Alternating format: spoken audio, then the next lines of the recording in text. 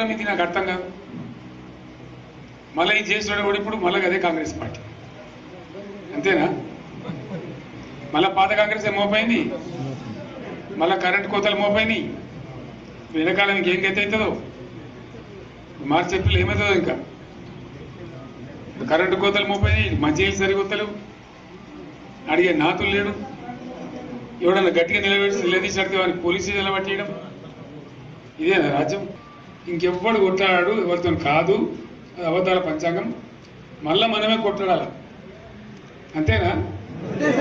పక్క మాటనా ఇది? కొట్లాడదాం కదా.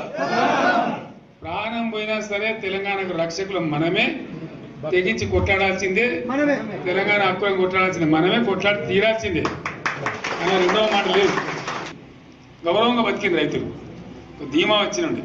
ఇంత మాయలు ఏడాది లోపలనే కాంగ్రెస్ పార్టీ దొరికితే కొడతామని అన్నంత గొప్పగా ఇంకా వాళ్ళ పొంద తెలివికి నిన్న వారి పార్టీ మంది పెట్టాలి, అదేందో పోలింగ్ పెట్టిన వాడు చూసిరా మీరు? ఆ పోలింగ్ పెడితే 70% మనకు వచ్చింది, 30%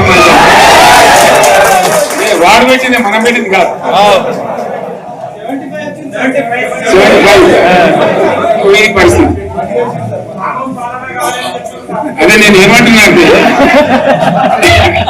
ఫామ్ హౌస్ అంటే ఏముంటది, వారి ఉంటది, మాకు ఉంటది, వాళ్ళ ఉంటది. కాంగ్రెస్ వాళ్ళు అయితే మనిషి చేసే పార్లమెంట్ అవ్వచ్చు కూడా లంగట. దీని ఒక సంవత్సరం జరిగిపోయింది. సంగమేశ్వర ఆన్నే పన్నది, బసవేశ్వర ఆన్నే పన్నది, పాలమూరు ఉత్పత్తుల పథకం ఆన్నే పన్నది, కాళేశ్వరం అట్లే ఎండబెడుతున్నారు.